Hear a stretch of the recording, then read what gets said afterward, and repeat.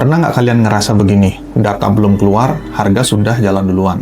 CPI belum rilis, gold sudah naik. FOMC belum ngomong, yield sudah geser. Headline geopolitik baru muncul, market sudah spike duluan. Dan kita cuma lihat chart sambil mikir, ini siapa duluan yang tahu? Jawabannya bukan insider, jawabannya sederhana. Market sudah menghitung lebih dulu. Justru disitulah poin pentingnya. Karena setiap pergerakan besar selalu ada keputusan dominan yang sedang di-pricing oleh market. Nah, kalau begitu, kita harus mundur satu langkah dulu. Kita harus paham dulu market itu sebenarnya sedang menghitung apa. Market itu bukan satu orang. Market itu kumpulan keputusan. Begitu ada informasi baru, yang ada berubah itu ekspektasi.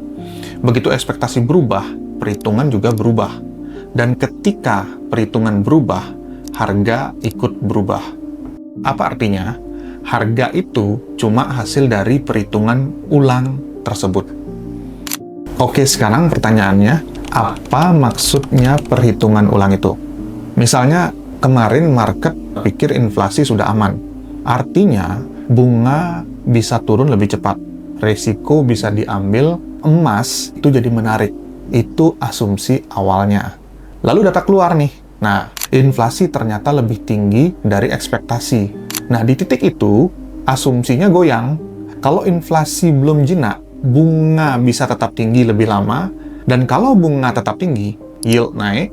Dan kalau yield naik, emas kalah saing karena nggak kasih bunga. Jadi, yang berubah itu apa? Cara berpikirnya dulu. Begitu cara berpikir berubah, keputusan berubah. Begitu keputusan berubah, dana itu berpindah. Dan begitu dana besar berpindah, harga itu ikut pindah. Makanya tadi saya bilang, harga itu akibat, bukan sebab. Supaya nggak ribet ya mikir, kita coba ke versi yang lebih sederhana. Kita coba sederhanakan, bayangin nih, kita atau ada 100 institusi yang pegang emas. Mereka semua punya asumsi yang sama. Inflasinya sudah turun, tiba-tiba data keluar. Ternyata lebih tinggi. Apa yang terjadi? Mereka sadar asumsi mereka salah. Begitu asumsi berubah, posisi lalu di-adjust. Begitu posisi di-adjust, order masuk. Begitu order besar masuk, harganya geser. Nah, pemikirannya sesimpel itu. Nggak ada drama, logika. Kalau merasa itu masih sekedar teori, mari kita lihat sejarah. Kita flashback ke tahun 2022, di mana inflasi AS pada saat itu tembus 9%. Apa yang terjadi setelah itu? Fed tentu agresif menaikkan suku bunga. Imbasnya ke yield itu menjadi melonjak. Dolar indeks itu rally kuat. Dan gold akhirnya tertekan. Kenapa? Karena market menghitung ulang risiko inflasi. Nah, sekarang kebalikannya. Kita lihat awal 2020. Market takut ekonomi berhenti total. Pada saat itu pandemi ya. Saham crash, dolar pada saat itu dicari. Yield jatuh, lalu stimulus besar masuk. Gold rally panjang. Kenapa? Karena perhitungan berubah lagi. Fear berubah, tentu arah menjadi berubah. Nah, kalau kalian itu juga masih kurang, kita langsung saja tarik ke kondisi sekarang. Pada tanggal video ini diketik, yaitu 19 Februari 2026, kondisi market itu lagi menarik, kawan. Kalau kita sudah paham bahwa market selalu menghitung ulang, pertanyaannya tinggal satu, market lagi pricing apa sekarang? Dan di kondisi saat ini, jawabannya bukan satu hal. Market lagi pricing dua hal yang berbarengan. Pertama, risk premium, yaitu apa? Tensi Amerika Serikat dan Iran itu lagi naik. Ketidakpastian geopolitik itu ikut naik. Makanya gold ikut terdorong naik, karena saat risiko global naik, emas sering jadi tempat parkir dana. Lalu yang kedua, higher for longer. Fed masih jaga rate-nya.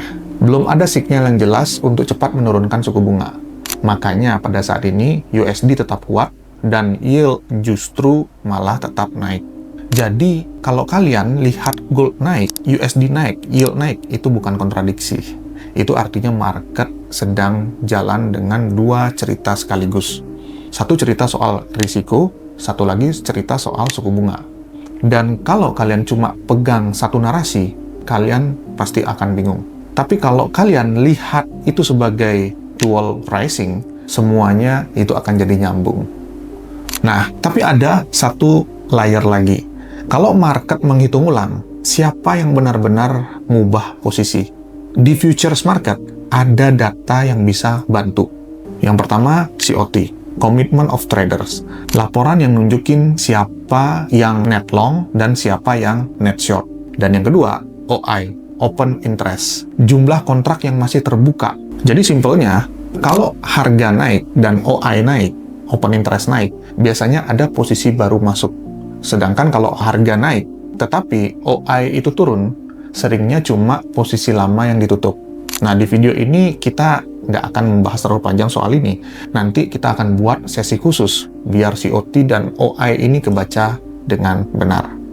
Makanya kawan-kawan, sebelum entry, kita cek dulu. Apa yang mesti kita cek? Stand Fed, lalu inflasi, growth, yield, dollar, positioning.